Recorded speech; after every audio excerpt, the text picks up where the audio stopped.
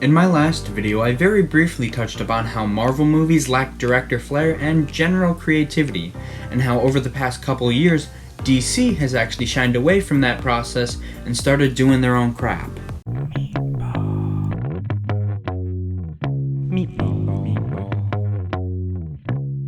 What do I mean by that title? What are DC movies saved from, and by who?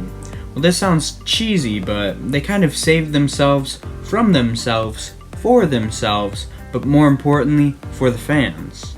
For the longest time, the MCU was the thing to be, the thing to copy, a cinematic universe.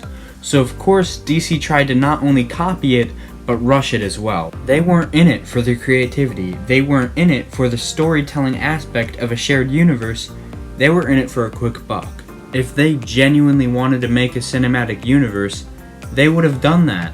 Instead, they introduced half their characters in an email attachment. And what was the result of this? Some pretty bad movies. Like seriously, 3 major flops in a row. That's heartbreaking. But when does this end? When does DC start making new movies that challenge the system and do something fresh? I bet at least a few of you are sitting there in your Mickey Mouse sweatpants yelling Wonder Woman at the screen, and to that I simply reply, no, or at least not to me. Wonder Woman was nothing new. I've seen it a grand total of 4 times, and every time I watch it, I'm just left feeling more disappointed. Steve Trevor's war buddies are just a bunch of one-dimensional characters I was told to care about, but ultimately didn't because the movie didn't do anything to make me care about them. These guys just feel like this movie's version of the Halloween Commandos, but hell, even those guys were better because at least they had a character like Bucky. Not to mention, the villain. If you know anything about me, then you should know that villains are very important. A villain can make or break a film. And Ares just breaks it. I mean, honestly, the only thing I can even think to compare him to is Malekith from Thor 2. That's the kind of villain he is, and that just sucks. Oh my dear, you have so much to learn. People like to say that Wonder Woman is amazing, but honestly, it's just the first okay DC film made in a hot minute. So, okay, I didn't like Wonder Woman, that's my personal preference, but hey, maybe the next DC movie will fix everything. Oh.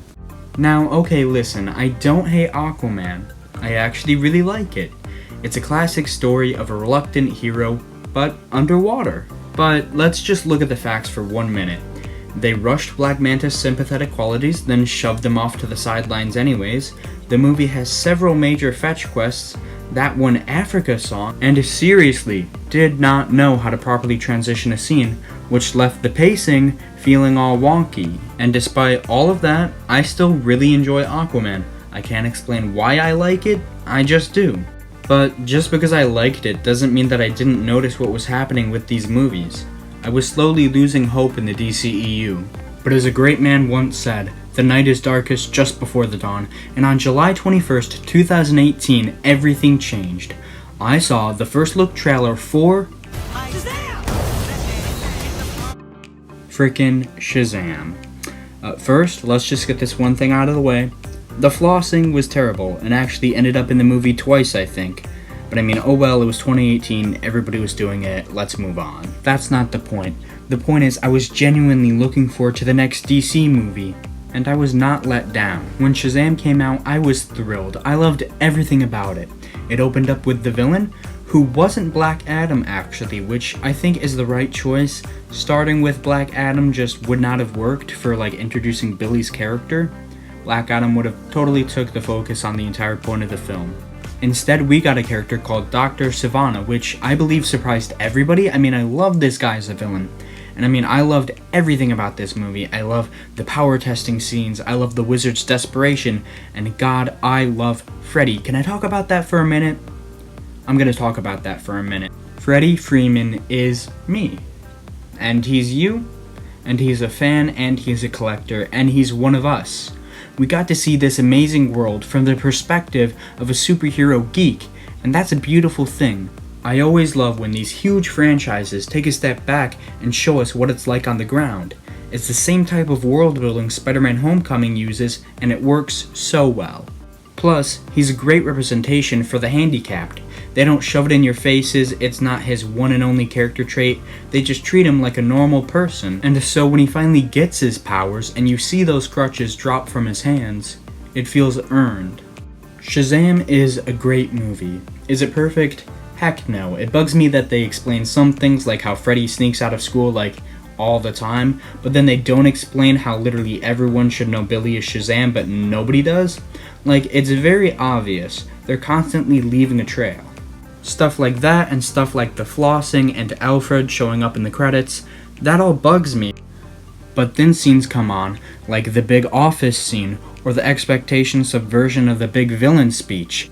And honestly, I instantly forgive this movie. The very best thing about Shazam is it's not trying to be anything it isn't. It's one giant step in the right direction. This is probably my favorite DCEU movie. Okay, why did I write probably in the script? You know what? No, gone off script. This is my favorite DCEU movie, and it's the beginning of DC's redemption. And now let's turn to a non-DCEU movie, one you all probably knew was coming. Joker is regarded by many as the best comic book movie in years. There are hundreds of videos online telling you it's brilliant and groundbreaking.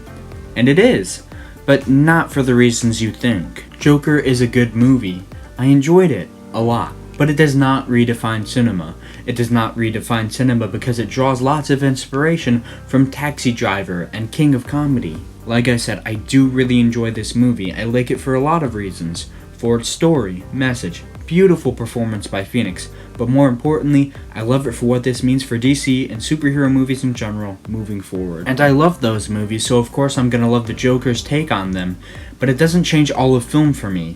Maybe it does for you, and hey, if it does, that's great. High Top Films made a very good video about this that I really do encourage you to go watch. Links in the description. But basically what he says, and I'm paraphrasing here, is that because they made Joker a comic book movie, and it was a massive success with many audiences, DC will begin to make more movies like it. Movies where directors actually have the reins for once. Movies where directors can do brave and interesting things with beloved characters. And I'm all for it. In fact, the studio has already released movies like this. Of course, I'm talking about Birds of Prey. And of course, I know they were working on Birds of Prey while they were working on Joker. I know how release schedules work. I'm just saying that if Shazam didn't come out the year prior and Joker wasn't already in the works, we wouldn't have a movie like Birds of Prey. If you saw my review on that movie, you'd know that I truly adore it. I just love that a movie like this can even exist, and we certainly have a bright future of DC movies ahead of us. I mean, sure, Wonder Woman 84 looks pretty average, but everything else looks spectacular. The Snyder Cut of Justice League, still can't believe we're actually getting that.